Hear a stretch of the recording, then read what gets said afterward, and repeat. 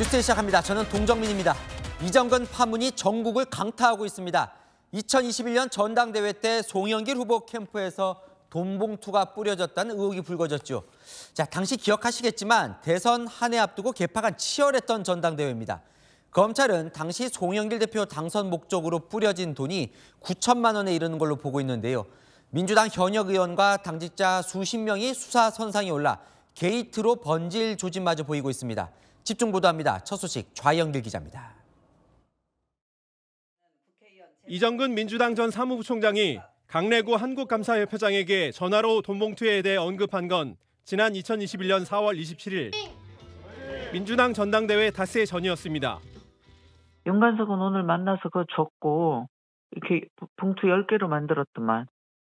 검찰은 이렇게 현역 의원 등에게 살포된 돈이 총 9천만 원에 이른다고 보고 있습니다. 돈봉투 전달에 관여한 혐의를 받는 인천의 지역구를 둔 윤관석, 이성만 의원 사무실 등도 압수수색했습니다. 압수수색 영장에는 민주당 당직자 등의 실명이 다수 거론됐고 받았다, 전달했다, 지시했다 등 각각의 구체적 역할도 기재한 걸로 전해졌습니다. 윤 의원이 먼저 현직 의원들에게 나눠줄 돈봉투 마련을 지시했다는 정황도 포착됐습니다. 관석이 형이 마지막으로 의원들을 좀 줘야 되는 거 아니냐 나한테 그렇게 얘기하더라고. 필요하다면 뭐 돈이 최고 쉬운 건데 뭐. 강 회장이 대전 지역에서 마련한 돈을 받아 윤 의원에게 전달했다는 의심을 받는 송영길 전 대표 보좌관에 대한 압수수색도 진행됐습니다. 압수영장에는 돈봉투를 받은 국회의원 실명은 적시되지 않았지만 검찰은 이미 해당 의원들이 누군지 파악한 걸로 알려졌습니다.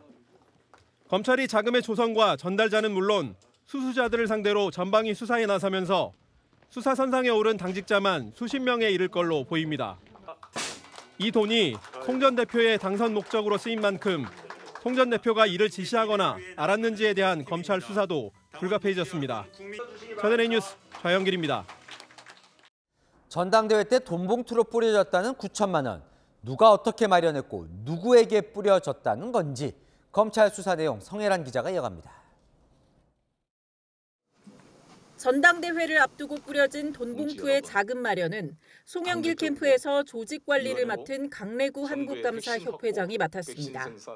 강 회장이 대전 지역 지인들로부터 먼저 3천만 원을 만들어 봉투 10개에 300만 원씩 담습니다.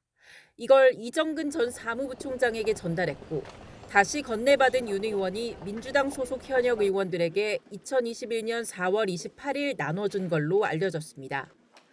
윤 의원이 추가로 현금을 요청해 강 회장이 다시 3천만 원을 만들어 온 걸로 전해졌습니다. 5명이 빠졌더라고. 오늘 안 나와갖고. 아니 모자라면 오빠 채워야지 무조건. 그래서 하는 김에 다 해야지. 검찰은 휴대전화 포렌식에서 나온 통화 녹음 파일을 근거로 이 전 부총장 등을 조사해 돈을 받은 현역 의원 10명의 신원도 파악했습니다. 돈을 조성하고 전달한 게 송영길 대표 체제에서 공천 등 대가를 노렸을 가능성도 제기됩니다. 전당대회 당시 송영길 캠프의 조직을 관리했던 강 회장은 지난 19대 20대 총선에서 대전 동구에서 출마했다가 낙선한 이력이 있습니다. 이정근 전 부총장이 당 사무부총장에 임명된 것도 송영길 대표 선출 직후였습니다.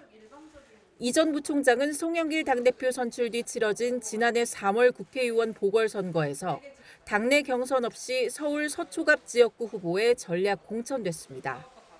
정당법 제50조에 따르면 당대표 경선과 관련해 금품을 제공하거나 받은 사람들에 대해선 3년 이하의 징역 또는 600만 원 이하의 벌금형에 처해질 수 있습니다. 채널A 뉴스 성혜란입니다. 이정근 전 사무부총장, 대중에게 익숙한 정치인은 아니죠. 그런데 당에서는 송영길 대표 측근으로 유명했다고 합니다. 저희가 작년 정치자금 회계 보고서를 입수해봤더니 이 전 부총장이 선거 출마했을 때 40명 넘는 현역 의원이 후원했던 것으로 나타났습니다. 특히 이정근 리스트 연루 의혹을 받고 있는 이성만 노웅래 의원이 가장 많은 후원을 했습니다. 우연기 기자의 단독 보도입니다. 국회의원들의 정치자금 사용 내역이 담겨있는 지난해 정치자금 수입 지출 보고서입니다. 채널A 분석 결과 민주당 현역 의원 46명이 지난해 2월에서 3월 이정근 전 민주당 미래사무부총장에게 적게는 30만 원부터 많게는 300만 원까지 후원한 것으로 나타났습니다. 당시 이 전 부총장은 서울 서초갑 국회의원 보궐선거에 출마했습니다. 이정근 후보에게 공천장을 수여하도록 하겠습니다. 위의 사람을 2022년 국회의원 보궐선거 서초. 민주당 의원 4분의 1가량이 이 전 부총장을 후원한 건데 같은 날 벌어진 다른 지역 보궐선거 출마자에 비해 10여 명이 더 많았습니다. 당 관계자는 이 전 부총장은 송영길 대표가 직접 챙길 정도로 신임을 받았던 터라 의원들이 의식하지 않을 수 없었다고 전했습니다. 이 전 부총장에게 가장 많은 후원금을 한 현역 의원은 300만 원을 한 이성만 노웅래 의원이었습니다. 공교롭게도 이 전 부총장과 관련해 불법 정치자금 수수 의혹 등에 연루된 이들입니다. 후원 이유에 대해 이성만 의원 측은 채널A에 험지에서 고생하는 원외위원장을 순수하게 돕는다는 뜻이었다고 해명했습니다. 노웅래 의원 측은 수차례 연락을 취했지만 닿지 않았습니다. 채널A 뉴스 우현기입니다. 이정근 녹취 파일이 3만 개에 달한다. 민주당 의원 40여 명이 연루돼 있다. 여러 소문이 퍼지면서 민주당은 초비상 상태입니다. 자, 압수수색 당사자들은 반발하고 있지만 당 지도부는 말을 아끼고 있습니다. 유준 기자가 취재했습니다. 민주당은 지난 2021년 전당대회 당시 돈봉투 살포 의혹에 대해 사실관계를 지켜봐야 한다고 밝혔습니다. 우선 지금 현재는 녹취 파일이 유일한 지금 근거로 제시되고 있는 것 같습니다. 그래서 사실관계는 좀 더 시간을 두고 지켜봐야 될 것이다. 그래서 국면 전환용 기획수사의 가능성이 매우 높다. 당 지도부 역시 검찰 수사를 의심하면서도 말을 아꼈습니다. 민주당 전당대회 전복투 의혹에 대해서 어떤 입장 계세요? 윤관석, 이성만 의원 등 당사자들이 의혹을 전면 부인한 것과는 대조적입니다. 정치 탄압, 그다음에 국면 전환을 위한 무리한 검찰의 기획 수사 수요라고 봅니다. 사실은 무근이기 때문에 이 문제는 다퉈서 나갈 겁니다. 당내 의원들 사이에서는 긴장감이 감돕니다. 수도권의 한 의원은 의원들 40여 명이 연루되어 있다는 얘기도 있고 어수선하다고 전했습니다. 또 다른 의원도 이정근 휴대전화 음성 파일이 3만 개라 아직도 풀고 있다는데 그 안에 얼마나 많은 게 들어있는지 모르겠다며 우려를 나타냈습니다. 국민의힘은 민주당 당명이 부끄럽다며 맹공에 나섰습니다. 이쯤 되면 돈당대회, 쩐당대회라고 표현될 정도로 부패한 것으로 보입니다. 정의당은 야당 탄압이라는 말은 아무 때나 쓸 수 있는 마법의 도구가 아니라며 민주당을 비판했습니다. 채널A 뉴스 유주은입니다. 지금 송영길 전 대표는 프랑스 파리에 있습니다. 본인이 대표로 선출됐던 전당대회 돈봉투 의혹 소식 당연히 들었겠죠? 핵심 의혹은 전당대회 때 이 돈봉투가 오간 게 사실이라면 송 전 대표도 알았을까인데요. 저희 조은하 특파원이 단독으로 만나서 물어봤습니다. 보시고 아는 기자 이어갑니다. 파리에서 열린 남북 관련 토론회에서 현지 학생 90여 명에게 강연을 하는 송영길 전 더불어민주당 대표. 강연이 끝난 뒤 채널A 기자와 만나 이정근 전 민주당 사무부총장의 불법 정치자금 수수 의혹에 대해 입장을 밝혔습니다. 먼저 이정근 전 사무부총장의 개인적 일탈 행위를 감시 감독하지 못했던 것에 대해서 당시 당대표로서 도의적 책임을 느끼고 당시 당대표로서 도의적 책임은 언급했지만 지난 2021년 전당대회 과정에서 불법 정치자금이 오고 갔다는 의혹에 대해서는 잘 모른다며 선을 그었습니다. 그 일탈 행위를 가지고 지금까지 검찰이 얼마나 많은 언론 기사를 생산하고 지금까지 해왔습니까? 몇 달째가 됐습니까? 자세한 상황은 제가 잘 알 수가 없으나 이렇게 검찰이 정치적 행위로 수사를 해서는 안 된다고 보고 검찰의 의도를 두고는 더 강하게 비판했습니다. 이정근 사건은 이미 수차례 조사를 했고 기소를 했잖아요. 제가 프랑스로 오기 전부터 수사가 이 문제도 다 했을 거예요. 전부 다. 모든 녹음 파일을 다 조사했다 그러니까. 왜 그거를 묶여놨다가 어제 이정근 1심 판결 선고 때 맞춰서 윤관석 민주당 의원 등에 대한 사무실 압수수색은 여권의 국면 전환용이라고 비판했습니다.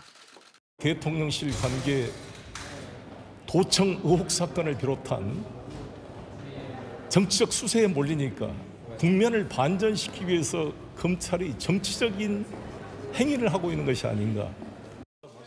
윤석열 정부가 할 줄 아는 게 야당 수사밖에 없다고도 했습니다. 대선 패배 등의 이유로 지난해 12월 한국을 떠나 파리 경영대학원 방문 연구교수로 지내고 있는 송 전 대표는 7월쯤 귀국할 예정입니다. 파리에서 채널A 뉴스 조은아입니다.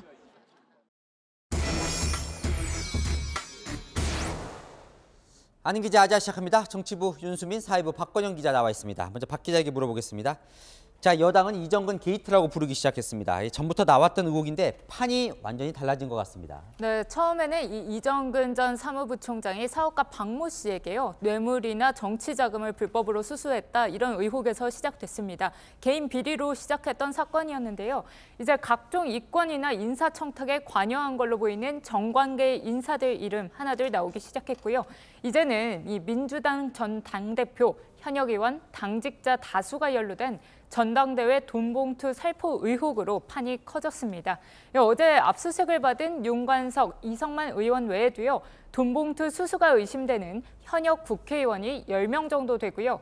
돈을 받은 대의원 등 다른 당직자까지 합하면 수십 명에 이른다는 예상입니다. 개인 비리 수사가 게이트 수사로 커진 셈입니다. 자, 이 모든 시작이 이정근 전 부총장 폰에서 나왔다는데 그 안에 3만 개 파일이 들어있다, 이런 소문이 있어요.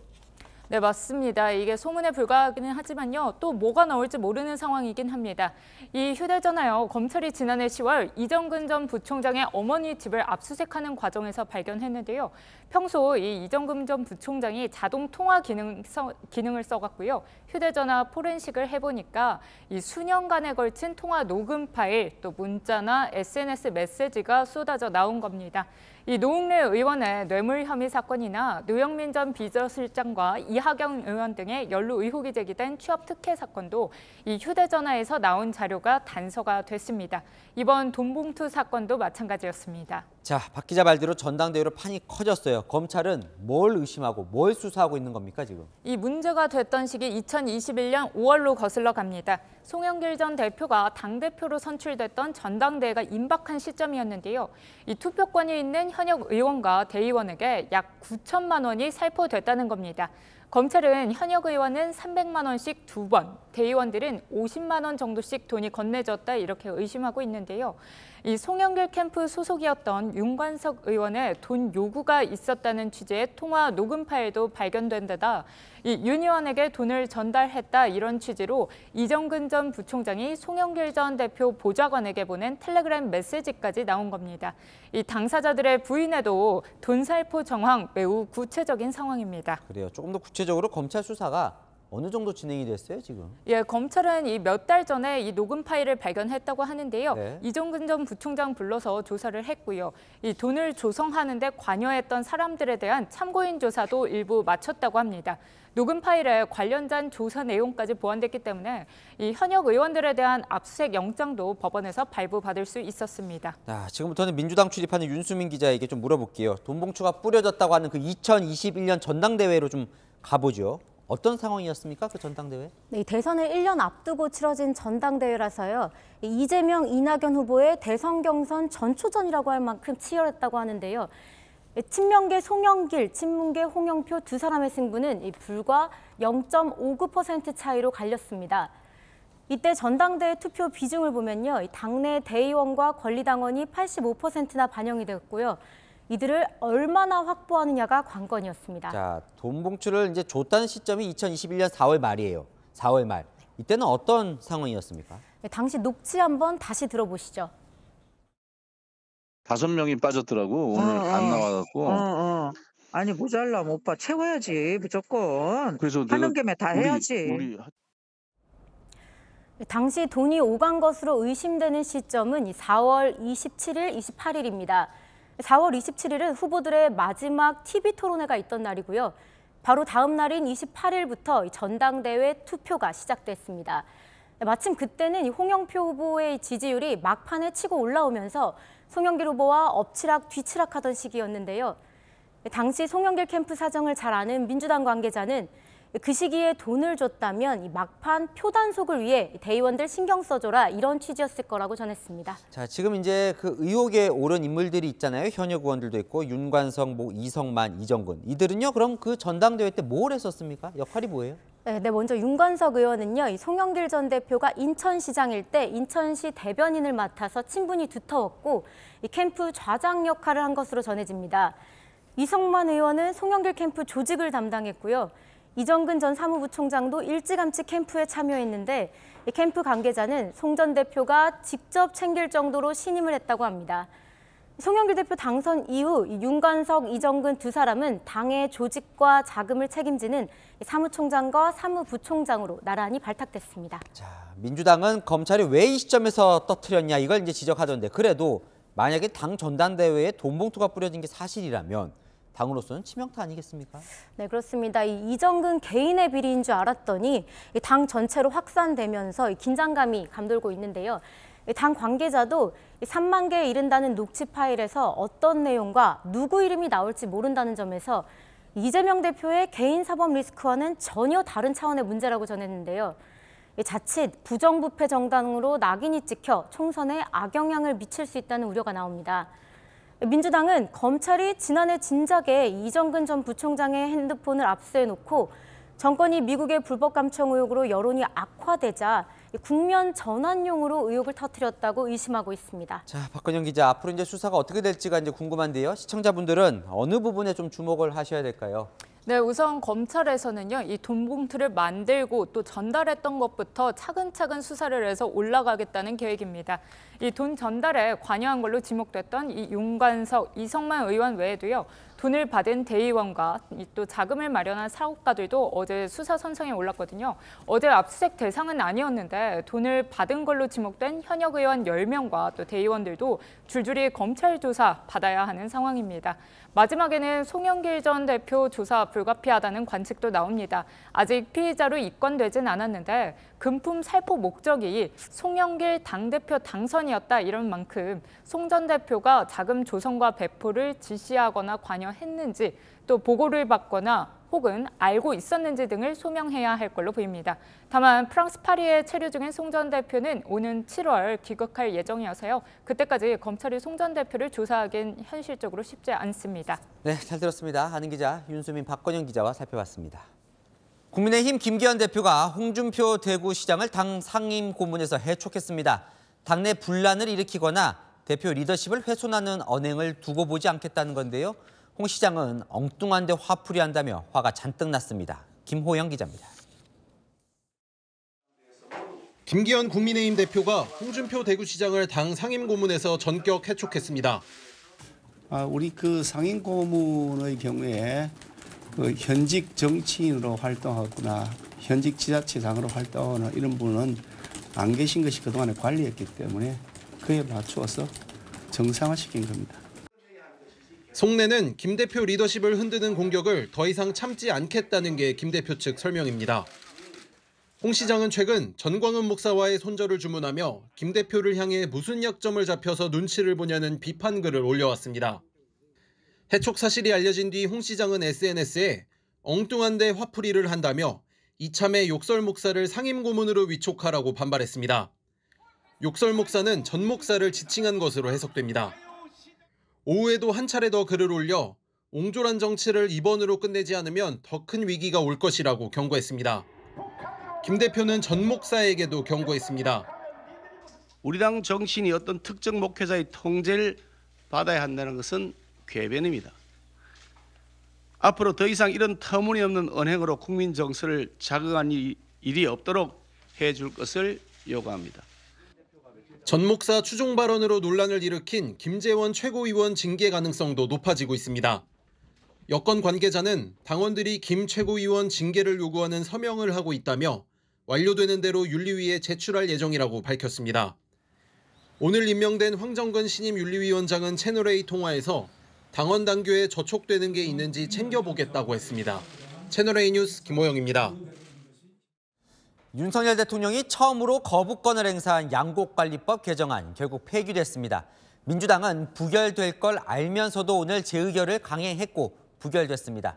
민주당은 곧 간호법도 강행 처리할 예정이어서 대통령과 민주당의 법안 갈등은 당분간 계속될 전망입니다. 유승진 기자입니다. 총 득표수 290표 중 가 177표, 부 112표, 무효 1표로서 부결되었음을 선포합니다. 윤석열 대통령이 첫 거부권을 행사했던 양곡관리법 개정안이 결국 폐기됐습니다. 국민의힘 반대에도 민주당이 국회 본회의에서 재표결을 강행했지만 찬성표가 부족했습니다. 대통령이 거부권을 행사한 법안을 다시 가결시키려면 재적의원 과반 출석에 출석의원 3분의 2 이상 찬성이 필요한데 115석의 국민의힘이 반대해 민주당의 재의결 시도가 실패로 돌아간 겁니다. 여야는 서로에게 책임을 돌렸습니다. 정부에 조금이라도 부정적인 그런 타격을 가할 의도가 있다고밖에 볼 수 없습니다. 대통령의 이러한 지시에 일사불란하게 움직이는 용산 출장소 국민의힘의 행태에 대해서도 분명히 경고하고 또 규탄합니다. 고성도 오갔습니다.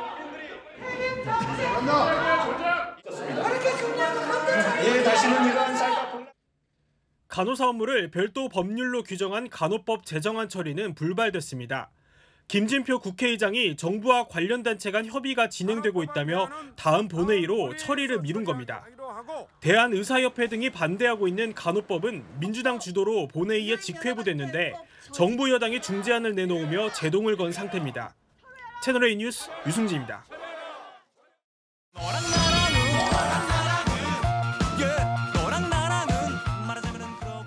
네, 얘랑얘랑 정치부 김민지 기자와 함께합니다. 첫 번째 주제 보겠습니다. 김민석 민주당 정책위의장이 누구를 화들짝 놀라게 했을까요? 민주당이요. 김 의장이 김건희 여사에 호응하는 듯한 발언을 했거든요. 어제 저희가 전해드렸죠. 개식용 종식을 위해 노력하겠다고 한 김 여사에 화답하듯이 오늘 이렇게 말했습니다. 아이와 찍은 사진보다 반려동물과 찍은 사진을 SNS에 더 많이 올리는 시대에 개 불법 사육, 도축, 식용을 금지하고 관련 상인의 안정적인 전업을 지원하는 특별법을 발의하고 통과시키겠습니다. 의도한 건 아닌지 모르겠지만 결과적으로 김 여사 주장을 야당이 법안으로 뒷받침하는 모양새인가요? 글쎄요. 민주당은 재빨리 선을 그었습니다.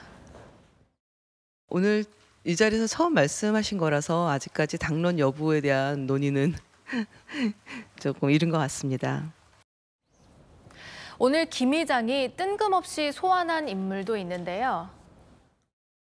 손흥민 선수에 대한 차별과 야유의 소재가 되었던 빌미도 근절해야 합니다. 손흥민 차별 예방법이라고 볼 수도 있을 것입니다. 그러니까 개식용 종식을 이야기하면서 손흥민 선수를 언급했나 보죠. 네, 손흥민 선수가 종종 한국이 개고기를 먹는 나라라는 이유로 비난 댓글에 시달리곤 했는데 이 법안으로 그걸 막을 수 있다면서 끌어온 겁니다. 일부 누리꾼들은 손흥민을 왜 끌어들이냐, 법 이름 억지로 짓지 말라면서 거부감을 드러내기도 했습니다. 자, 그런데요, 개식용 금지, 여사도 얘기를 하고 또 야당 정책위장도 얘기를 하면 공감대는 있는 것 같은데 결론은 왜 안 날까요? 사회적 합의가 덜 됐기 때문입니다. 전 정부도 현 정부도 참 조심스러운 입장입니다. 개식용 금지에 대해서 추진해 볼 의향이 있으신 건가요? 저희들은 그런 생각이 있습니다만 이제 문제는 법적으로 제재를 가한 데 대해서는 또 좀 거부감이 상당하더라고요.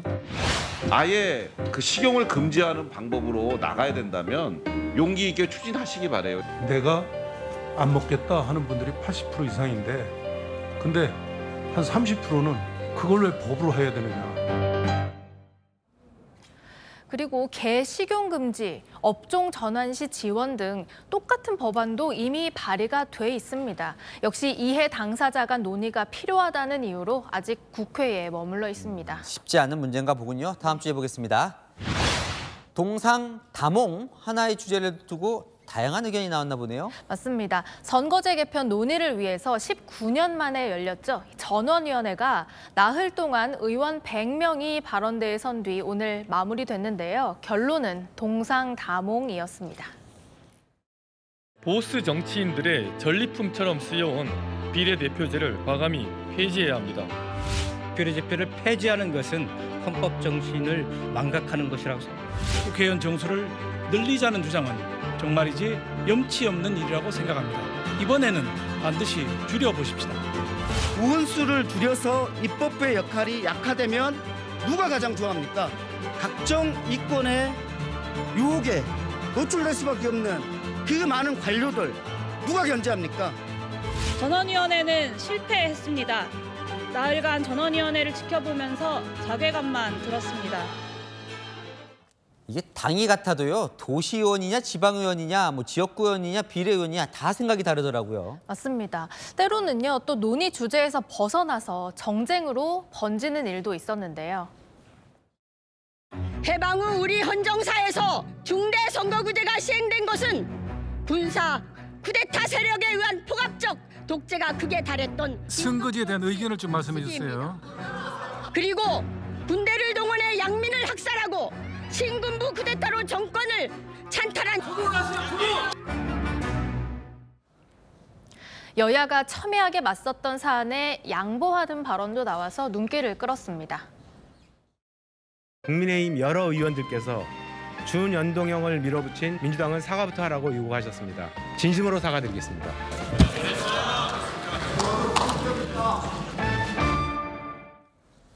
그런데 나흘 내내 의원들 좌석은 텅텅 비었다죠. 네, 오늘은 특별히 견학을 온 초등학생들이 있었는데요. 방청석에서 지켜보면서 어떤 생각을 했을지 궁금해집니다. 미래의 유권자들에게 실망보다는 희망을 줄 수 있는 국회가 되면 얼마나 좋을까요? 네, 지금까지 여랑야랑이었습니다. 어린이날 연휴에 부처님 오신 날 연휴까지 유독 황금 연휴가 많은 5월이 다가옵니다. 그런데 벌써부터 이 시기에 비행기표는 하늘의 별 따기입니다. 이럴 때 제주도나 동남아 가려는 여행 수요가 급격히 늘어나서죠. 광민경 기자가 취재했습니다. 티켓 전쟁이긴 해서 경쟁률이 있다 보니까 저도 이제 뭐 베트남이라든지 해외 여행을 가려다가 이제 국내로 좀 선회하게 되고. 일본이 굉장히 인기가 많은 것 같아서 일본으로 한번 가보려고 합니다. 검색해봤는데 다 자리가 없더라고요. 5월엔 1일 근로자의 날과 5일 어린이날, 27일 부처님 오신 날이 낀 3번의 황금 연휴가 있는데요. 이 시기 국내외 관광지 항공권 구하기도 하늘의 별 따기입니다. 한 국내 저비용 항공사의 5월 황금 연휴 기간 베트남 나트랑 다낭 노선 평균 예약률은 90%에 달합니다. 왕복 티켓이 55만 원 가까이 되지만 없어서 못 구할 정도입니다. 일단 가까운 동남아, 태국이나 발리 이런 데 가고 싶고 비행기 시간이 그러니까 제가 원하는 대로 잘 찾아지지 않아가지고. 제주 왕복 항공권도 5월 주말 좌석을 찾아보기 힘듭니다. 김포 제주 노선이 25만 원 안팎, 저비용 항공사도 왕복 20만 원에 달할 만큼 가격도 치솟았습니다. 김포 제주 노선은 새벽 스케줄 빼고는 전부 매진되거나 예약률이 전부 높은 상황이고 5월 주요 여행사의 해외여행 예약도 줄을 잇고 있습니다. 이번 연휴간에는 일본 지역을 중심으로 해서 베트남, 태국, 유럽 등의 해외여행 상품 및 항공권 예약이 집중되어 있는 상황입니다. 아직 코로나19 이전만큼 항공기 운항 편수가 회복되지 않아 항공좌석 예약난과 요금 고공행진은 이어질 것으로 보입니다. 채널A 뉴스 광민경입니다. 코로나 때 쏠쏠한 배달 수입 때문에 너도 나도 배달 기사를 하겠다며 몰려들었죠. 그런데 최근엔 기사들이 다시 떠나고 있습니다. 이유가 무엇인지 경제카메라 정현우 기자가 알아봤습니다.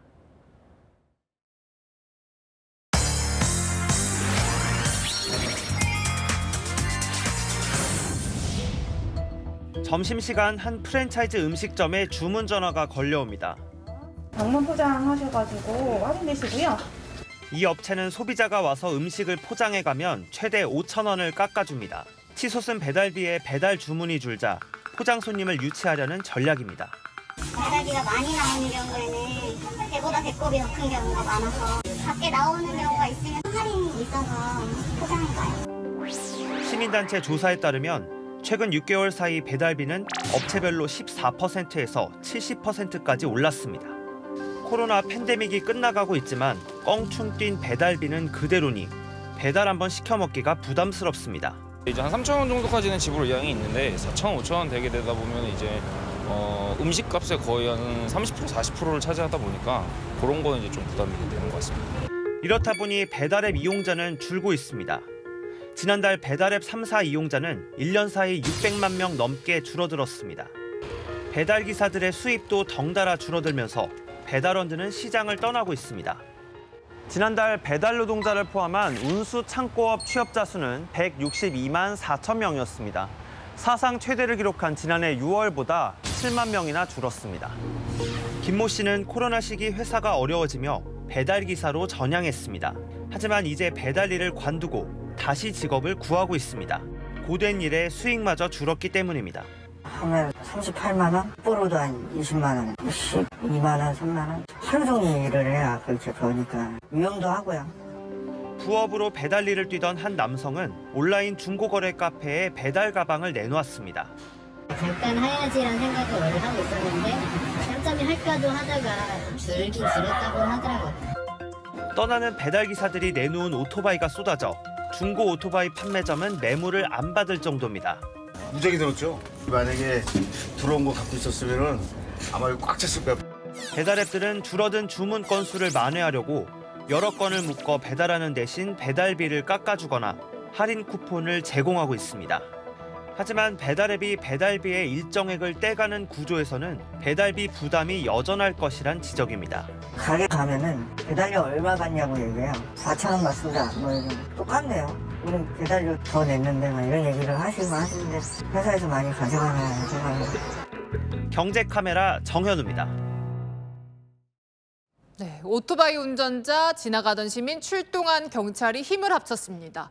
이 도로 위 예비 살인자라고도 불리는 음주운전자를 막기 위해서인데요. 검거 당시 추격 영상까지 강보인 기자가 단독 취재했습니다.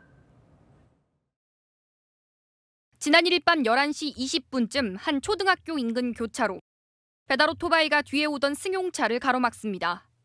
승용차 운전석으로 다가간 배달기사는 한동안 언쟁을 하더니 어디론가 전화를 겁니다. 음주운전이 의심된다며 경찰에 신고한 겁니다. 운전자는 배달기사를 차로 슬슬 밀며 빠져나가려 했지만 배달기사는 틈을 주지 않습니다. 차가 카이레이싱처럼 굉음을 내면서 오더라고요. 깜짝 놀랐죠. 손님들이 저 사람 술 취한 것 같다고. 그리고 순찰차를 발견한 운전자는 차를 버리고 냅다 달립니다. 순식간에 벌어진 일인데 지나가던 시민이 소리치며 전속력으로 뒤쫓습니다. 반대편에 있던 경찰은 중앙분리대를 넘어 운전자를 추격합니다. 일반인 분들이 한 2분 정도가 이렇게 막 뛰어가시고 길 건너편 쪽으로 경찰차가 이제 도착을 해서 정말로 막 날라서 이렇게 오시더라고요. 몸을 던져서 이렇게 오셔가지고 제압하는 걸 보고 아, 경찰분 정말 멋있다. 차를 버리고 도망간 음주운전자는 치열한 추격전 끝에 300m가량 떨어진 이곳에서 붙잡혔습니다.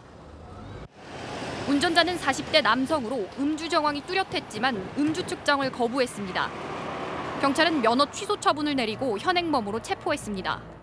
시민들의 적극적인 노력으로 혹시 모를 음주 사고를 막을 수 있었습니다. 채널A 뉴스 강보인입니다. 한밤중 변전소 주변에서 추격전이 펼쳐졌습니다. 경찰이 피해 도망치던 마약 판매상이 급한 마음에 변전소 옆 수풀로 뛰어든 겁니다.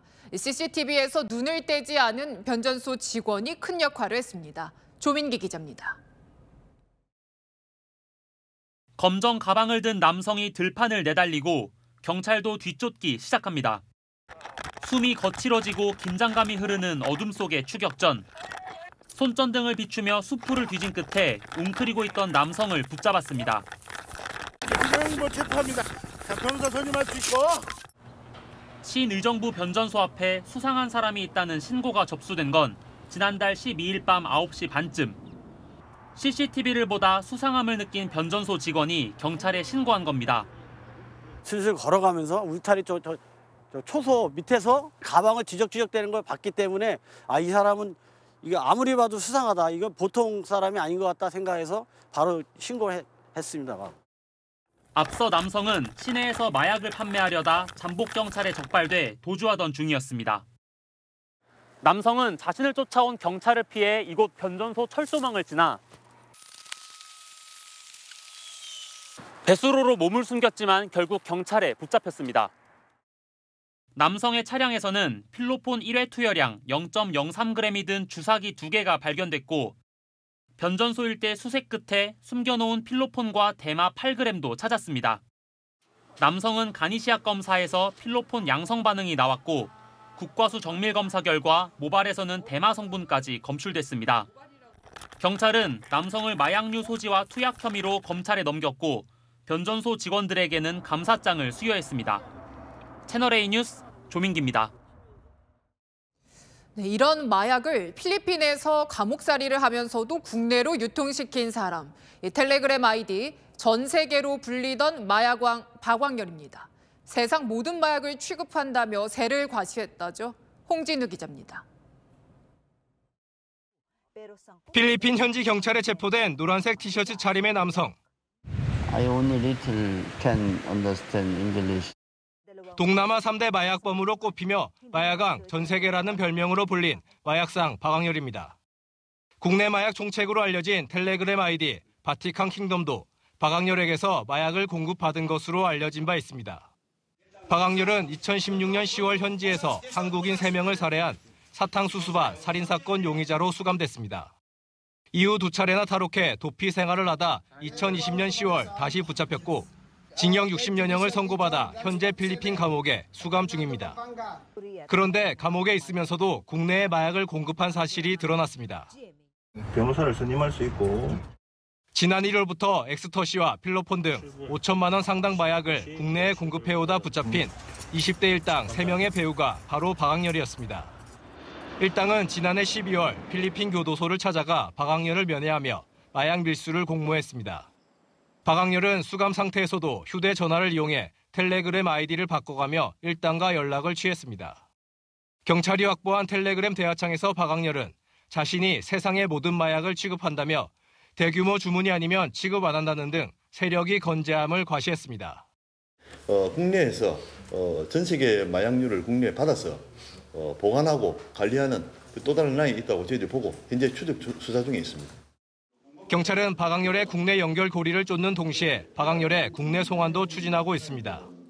채널A 뉴스 홍진우입니다.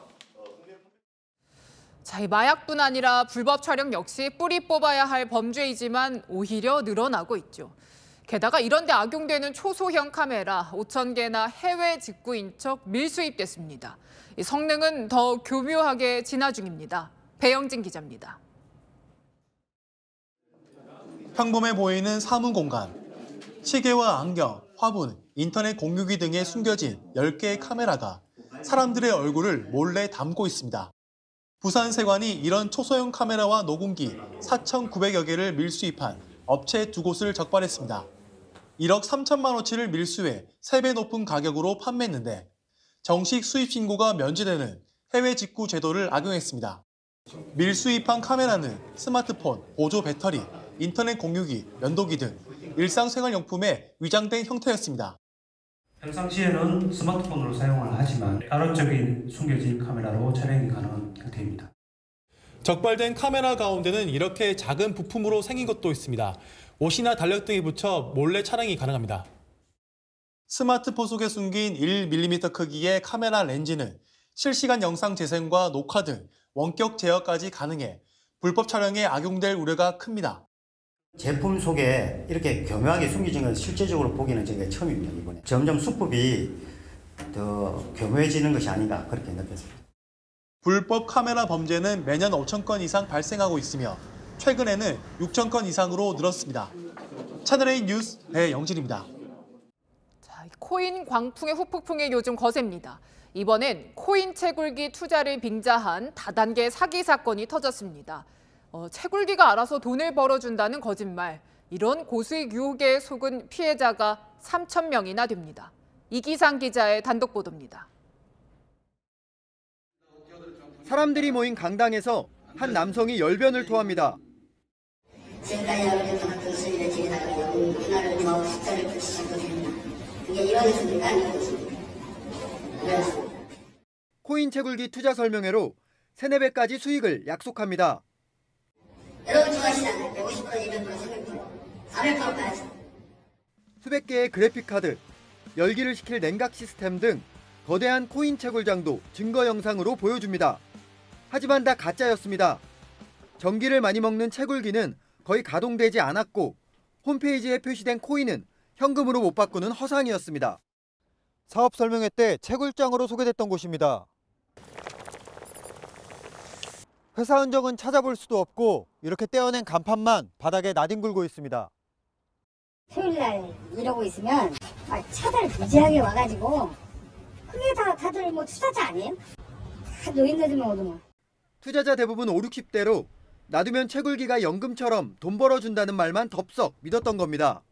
50대 이상인 사람들이 손쉽게 접근할 수 있으니까 트레이딩 같은 거는 직접 팔고 사고 막 이런 복잡한 과정들이 있지만 이거는 그렇진 않거든. 피해자는 3천여 명, 피해액은 300억 원에 달합니다. 경찰은 회사 대표를 사기와 유사수신 행위로 수사 중입니다. 채널A 뉴스 이기상입니다.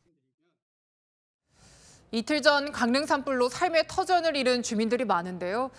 활발하게 활동해온 자폐증 화가의 작품이 모두 탔다는 안타까운 소식도 전해졌습니다. 어려울 때 서로 돕는 힘이 되는 소식도 들립니다. 강경모 기자입니다. 건물이 모두 타 뼈대만 남았습니다. 내부엔 검은재와 타담한 책들이 흩어져 있습니다. 자폐증을 앓으면서도 2018년 평창 동계올림픽 기념 전시회 등 활발한 작품 활동을 해온 이장우 화가의 작업실입니다. 개인전을 불과 석 달 앞두고 평생을 그려온 400여 점 작품들과 화구들까지 모두 잿더미가 됐습니다.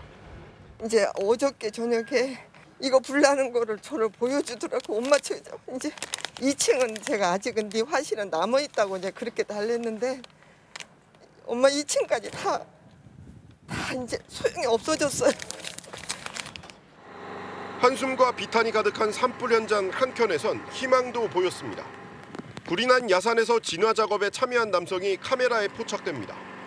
소방대원도 공무원도 아닌 강원 정성군에서 한달음에 달려온 농민이었습니다. 1톤 살수 차량을 몰고 진화를 돕고는 불이 꺼지자 조용히 떠났습니다. 이름도 알리지 않았습니다. 쉽게 소화가 되지 않는 불이기 때문에 계속해서 물을 쏴주셨습니다. 언젠가 찾아서 꼭 제가 인사를 드리고 사례를 하든지 그리고 마음을 전하겠습니다. 이재민과 소방관 등을 위해 식음료를 무료로 제공하는 카페나 음식점들도 늘고 있습니다. 또 많이 애써주셔서 빨리 잡힌 것 같아서 작은 도움이라도 될까 싶어서 저희가 운영을 하게 됐습니다. 한 아동목 매장은 아이 옷들을 구호품으로 내놨습니다. 구호 물품 나오는 거 얘기 들어보니까 애기들 거는 많이 안 나온다고 하셔가지고 잿더미 속에서 더 뜨거운 온정이 피어나고 있습니다. 채널A 뉴스 강경모입니다. 그림자 아이들, 태어났지만 출생신고가 되지 않아 이름도 없고 교육과 의료 사각지대에 놓인 아이들이 있었는데요.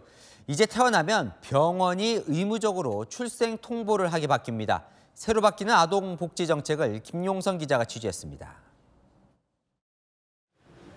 2021년 1월 인천에서 친모에게 살해된 8살 여자아이. 숨진 뒤에야 아이의 존재가 세상에 알려졌습니다. 출생신고가 되지 않았던 아이는 교육, 의료 혜택을 받지 못했고 사망 진단서에는 무명료로 기록됐습니다. 정부는 이른바 그림자 아이들이 없도록 의료기관이 시, 읍, 연, 지자체에 출생 사실을 통보하도록 의무화하기로 했습니다.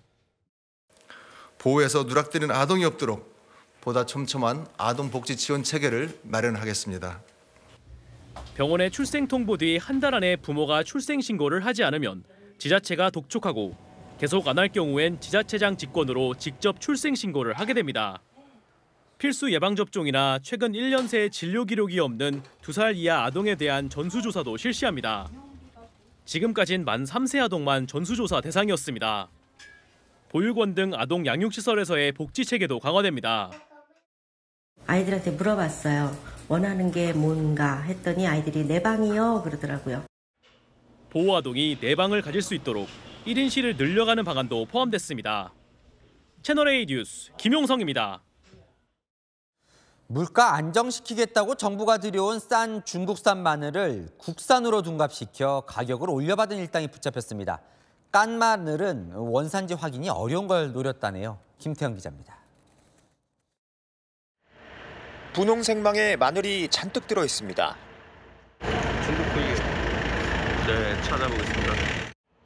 이 망 안에서는 원산지 중국이란 표시가 나옵니다. 국내산보다 킬로그램당 5,000원이나 더 저렴한데 공장 비밀 공간을 거치고 나면 가격이 국내산과 같아집니다. 이 공장 대표와 공장장이 깐 마늘은 원산지 구분이 어렵다는 걸 노리고 중국산 마늘을 국내산으로 둔갑시킨 겁니다. 이들은 중국산 마늘을 들여와 껍질을 깐 뒤 국내산 포장에 담아 서울과 경기도 농산물 도매시장과 마트 등에 유통시켰습니다. 국산이 없을 경우 작업을 더 해야 되는 거죠. 지난 2020년 8월부터 지난해 11월까지 국내산으로 속여 유통시킨 중국산 마늘은 58톤이 넘습니다. 이렇게 챙긴 돈이 2억 원입니다. 마늘 물량이 부족할 때는 정부에서 물가 안정을 위해서 저렴하게 푼 중국산 마늘까지 손을 댔습니다. 17톤 정도를 국내산으로 속여 팔았습니다. 서약사까지 받아서 원산지를 속이지 않도록 사전에 그런 준비를 했음에도 불구하고 이 업체에서는 이를 악용하여 공장 대표와 공장장은 원산지 표시 등에 관한 법률 위반 혐의로 불구속 송치됐습니다. 이런 가운데 식품의약품안전처는 잔류 농약이 기준치의 6배 넘게 나온 중국산 당근에 대해 긴급 회수 조치에 나섰습니다. 농업회사법인 일광이 올해 수입한 24,000kg이 회수 대상인데 대형 마트와 온라인 마켓에서 팔렸습니다. 식약처는 해당 제품 구매 소비자는 섭취를 중단하고 구입처에 반품해야 한다고 당부했습니다. 채널A 뉴스 김태형입니다. 북한이 동해상으로 탄도미사일을 또 쏘아 올렸습니다. 한미 군당국은 고체 연료를 쓰는 대륙간 탄도미사일, 이걸 처음 발사했을 가능성을 들여다보고 있습니다. 김성규 기자입니다. 올해 들어 9번째인 북한의 미사일 도발은 북한이 연락망을 끊은 뒤 엿새 만입니다. 오늘 오전 7시 23분쯤 평양 인근에서 고각으로 발사된 탄도미사일 한 발은 약 1000km 떨어진 동해상에 떨어졌습니다. 30에서 45도인 정상 각도로 쏘아 올렸다면 일본 열도와 괌을 훌쩍 넘겨 최소 5000km 이상을 날아갔을 것으로 추정됩니다. 대륙간 탄도미사일 ICBM급일 가능성도 제기됩니다. 정상 발사를 했을 경우에 사거리를 추정하게 되는데 그 중거리급 이상으로 이제 저희는 평가하고 있고 이제 화염과 항적 형태 등을 분석 중인 우리 군은 지난 2월 열병식에서 공개된 고체 연료 ICBM 추정 신무기를 처음 시험 발사했을 가능성에 주목하고 있습니다. 촛불 모양의 화염을 내뿜으며 솟아오르는 액체 연료 미사일과 달리 고체 연료 미사일은 옆으로 퍼집니다. 연료 주입 시간도 짧아 신속하고 은밀하게 발사할 수 있어 미사일 포착도 어렵다는 평가를 받습니다. 김정은의 국방위원장 추대 11주년이자 김일성 생일을 이틀 앞둔 오늘 북한이 도발한 가운데 26일 한미 정상회담을 겨냥해 다시 도발할 가능성도 배제할 수 없습니다. 이거 한 번으로 끝나지는 않을 것 같다. 앞으로 하게 된 무력 도발에 첫 순서에 해당이 된다 이렇게 보고요. 미국 백악관은 북한을 맹비난하며 동맹인 한국 안보를 위해 모든 조치를 취하겠다고 성명을 발표했습니다. 채널A 뉴스 김성규입니다. 연일 공기질이 말썽입니다. 대기가 정체되면서 중부지방은 고농도 황사가 그대로 머물 텐데요. 내일도 중부지방은 공기가 탁한 가운데 남부지방은 오후부터 대기 확산이 원활해지며 먼지가 차츰 해소되겠습니다. 내일 전국이 흐린 가운데 봄비 소식 있습니다. 오전에 제주와 전남을 시작으로 밤에는 충청 이남 지역으로 비가 확대되겠고요. 모레 전국에 비가 내리다가 밤이면 대부분 그치겠습니다. 이번 비는 주로 남해안과 제주에 집중될 텐데요. 제주 산지에 120mm 이상, 남부지방에 최고 60mm가 내리겠고요. 서울 등 중부지방은 5에서 10mm가 예상됩니다. 내일 출근길은 오늘보다 기온이 오릅니다. 서울과 광주 11도로 출발해서 한낮에는 서울과 대구 21도가 예상됩니다. 당분간 큰 추위 없이 일교차가 크게 벌어지겠습니다. 날씨였습니다. 고작 반대 3표. 여야는 광주 군공항 이전 특별법을 합의로 처리했습니다. 곧이어 역시나 반대 9표. 대구 경북 신공항 특별법 여야 합의로 처리했습니다. 법사위부터 본회의까지 오늘 하루 만에 일사천리로 여야는 두 법을 통과시켰습니다. 웬일인가 싶죠? 왜긴요? 총선용이죠. 수조 원 들어가는 사업인데 예비 타당성 면제해서 따져보지도 않고 각각 자기 텃밭에 미리 선물 준 겁니다. 맨날 싸우다가도 이 표 앞에서는 참 잘 뭉치죠? 마침표 찍겠습니다. 포퓰리즘만 협치. 뉴스에 마칩니다. 감사합니다.